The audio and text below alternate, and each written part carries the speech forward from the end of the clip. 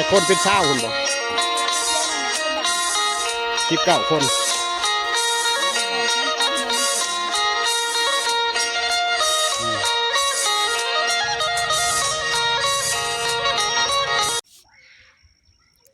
กระจักท้ายพี่น้องจักท้ายยามแรกมันก็ออกมาชวนบ่าวเตียงพี่น้องแล้วคนมาเชียร์หยาหลายคนเติบฝนตกพี่น้องมันก็ฝนตกแห้งขนาด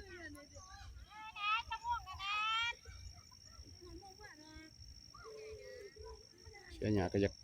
ากแน่ฝนมันตกใส่แหวกเสียเอา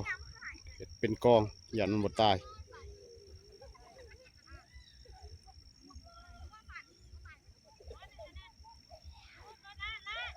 ฝนหมดตกกับสีไหวอยู่พี่น้องนี่ก็ฝนตกเสียกับดินมันติดดินมันเปียกติดแหวกติดผ่าเงาะเพิ่นเสียหยาไปได้ป้าวันนี้เนาะมันขึ้นมาใจห่วยคุณบ่ตอนนี้เก็บปลาได้พี่น้องเด้อฝนตกแห้งป้าจนขึ้นจะยักโตฮะจะหาโตความขึ้นป้าเพิ่มขึ้น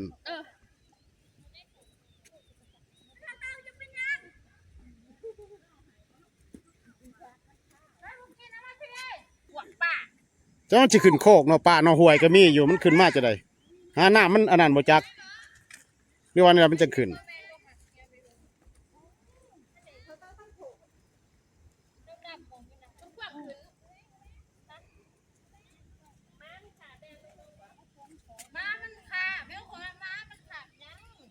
ฝนตกเศร้าใหม่ๆพี่น้องป้าว่าขึ้นมาฮอดสวน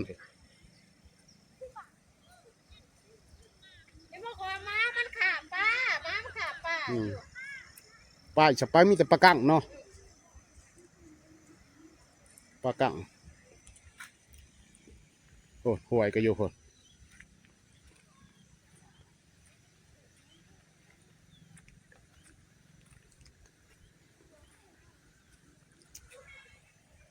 ฝนก็แห้งขนาดพี่น้อง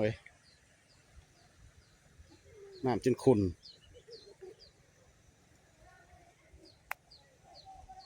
ป้าก็ขึ้นมาฮอดสวนเลย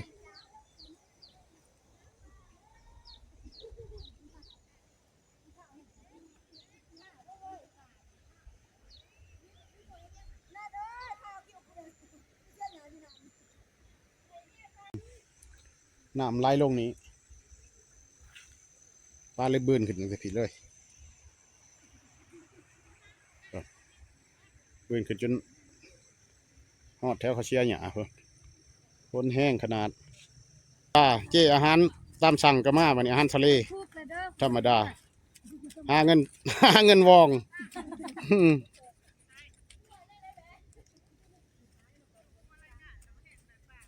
จะคนเป็นเช้าคุณบ่19 คนโอ้ธรรมดาฝนบ่ตกยังดีอยู่เนาะพอดีเจอฝนตกก็ชิเล่อยู่รอบชนหญ้าหกนี่เนาะยังหกก็ชิเล่อยู่3 โมงไป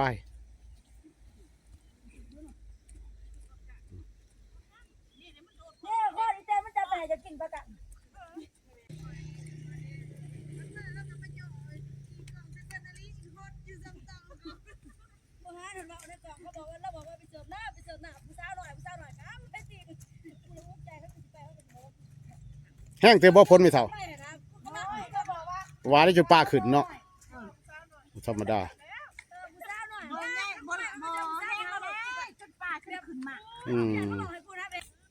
ตอนฝนตกมันขึ้นไหมยันฝนตกตอนฝนตกมันขึ้นก็จะขึ้นไปใช้เด่นมันมีทางไปก็ขึ้นมาในหันนั่นแหละ19 คนพี่น้อยขันฝนบ่ตกก็เกือบแล้วส่วนเบื้องนี้ฝนตกหากระเซา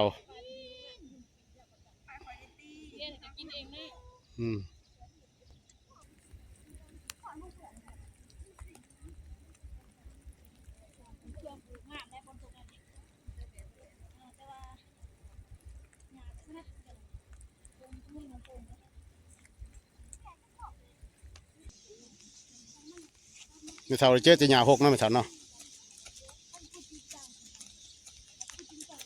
ใครจะมันบ่ทันได้เป็นดอกเนาะถ้าเป็นดอกนะโอ้เสียเขาเดียวกับหวานสายคือเก่าจำยายมัน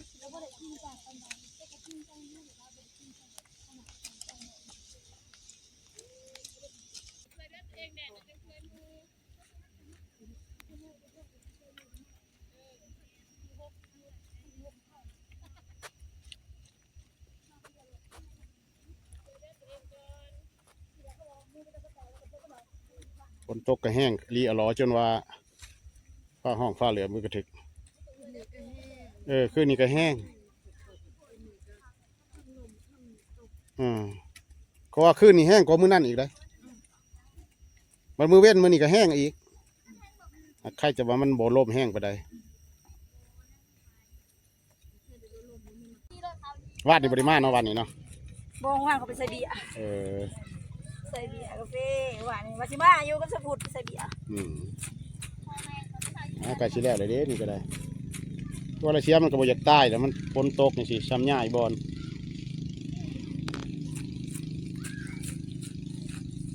ปิดห่านมาเชียหยาอาหารทะเลมาเสียหยาหาเงินเอาเงินคนดังเก็บจังไดแล้วมีงานเด็กเงินเพื่อนเนาะ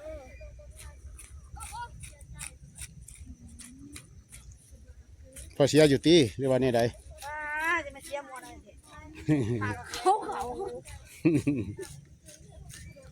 เหตุพอไปจังสนาเด็กอดทนมาเชียจักมือเลยไม่เท่ามาจักมือเลยจะมาเชียนี่3 มื้อนี่นี่ได้เงินหลายเติบแล้วเชีย3 มื้อเลย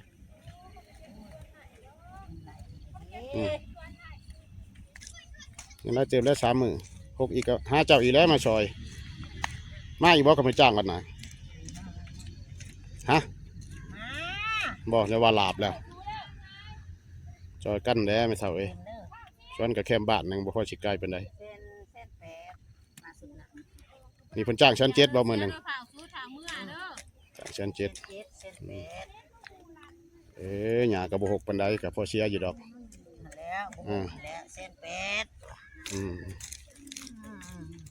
ชั้น7บ่นี่เพิ่นให้เพิ่นให้ชั้น7เนาะบ่ทันเอาเงินบ่3 มื้อจังเอาบัดเดียวเนาะ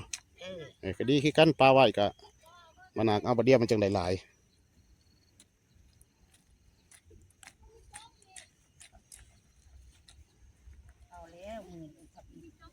เอาเหมือนจะมียัง2 มื้อมันยังมือว่านกับมันนี่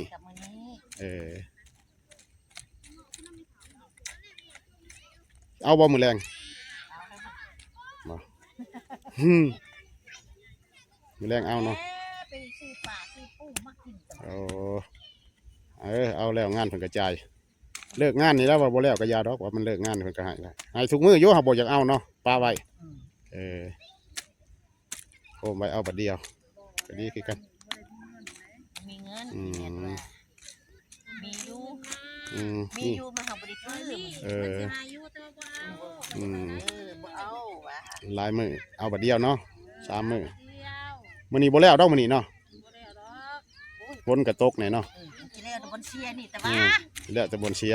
จะแล้วใส่ยังอื่นตึกที่ว่าจะแล้วมื้ออื่นคือสิแล้วอยู่มื้ออื่นเนาะได้ว่า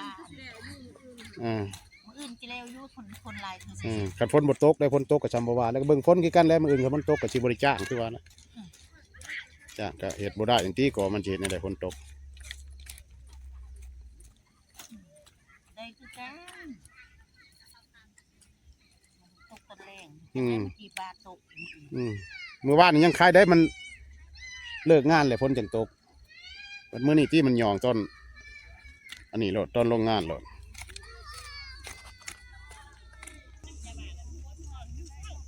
วันนี้ยังเฮี้ยนอยู่บ่เป็นยังเฮี้ยนเบิดบ่มีเจ้าเฮี้ยนโอ้นี่ออกบ่ได้เข้าบ่เฮี้ยนเข้าเจ๊งหรือบ่เฮี้ยนมาได้เลยม.7เนี่ยสิจบเลยเด้ยันจบสิเฮียนยังต่ออย่าว่าตั้งเขาวางไว้เฮียนนั่นเฮียนนี่ มึงไงช่างมันได้เฮียนช่างมันจะเฮียนชามันอยู่เฉย สามันนี่ก็เกือบสิบ่รอดเลย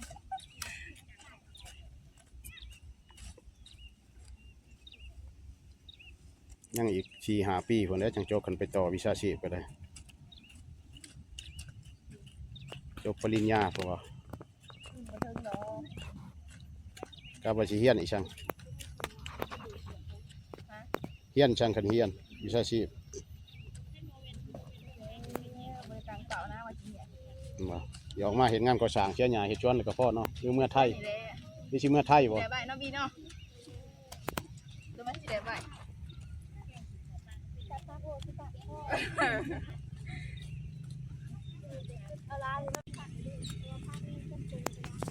บริการ โล8,000บ่ปลูกผักหลายบ่อยู่เฮือนลังกะโอ้ยบ่ทันแล้วเขาฉันมันสิเป็นแนวใด สิบปลายเนาะบี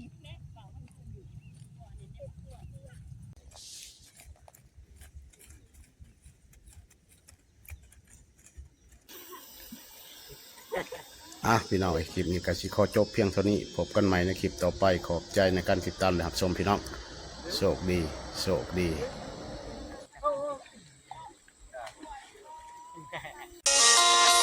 แต่คนเป็นชาวคุณบ่19 คน